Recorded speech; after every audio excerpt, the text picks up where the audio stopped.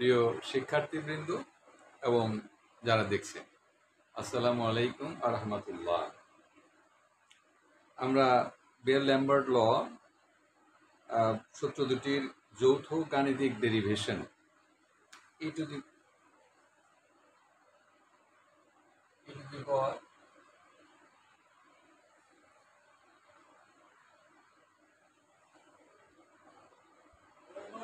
ACT is equal to L0/L।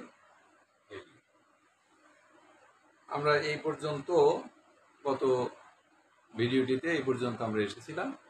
তো এখন আমাদের কথা হলো যে এই সূত্রটির মূল উদ্দেশ্য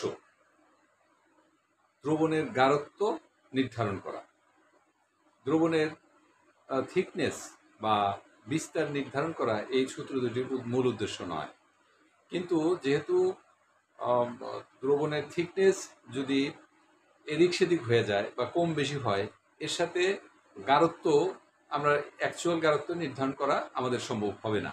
কাজেই যদি আমরা দ্রবণের থিকনেসকে নিত্য করে দেই, 1 সেন্টিমিটার বিস্তার বিশিষ্ট একটা কিউবেটের সাহায্যে যদি আমরা দ্রবণের বিস্তারকে অভিন্ন করে দিই, সবসময়ই যদি 1 সেন্টিমিটার বিস্তার বিশিষ্ট কিউবেট ব্যবহার করা হয়, তাইলে কিন্তু ল্যাম্বার্ট ল এই ক্ষেত্রে কোনো ইন্টারফেয়ার করবে না, দ্রবণের অ্যাকচুয়াল গাঢ়ত্ব আমরা নির্ণয় করতে পারবো।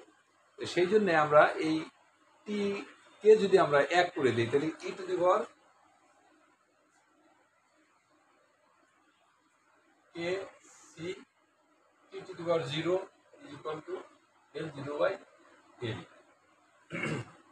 তাহলে টির পাওয়ার যদি আমরা 0 করে দেই, তাইলে এখানে 1 হয়ে গেল, এবং এই ক্ষেত্রে আমরা এখন লিখতে পারি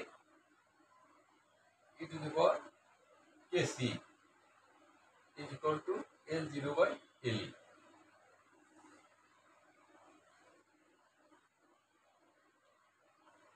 ln L0/Le is equal to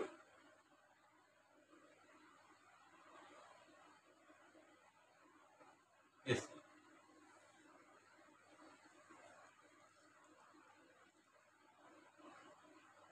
minus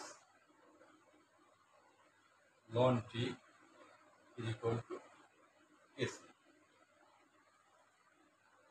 or A is equal to AC। আবার আমরা absorbance is equal to KC, তার অর্থ হলো যে আমরা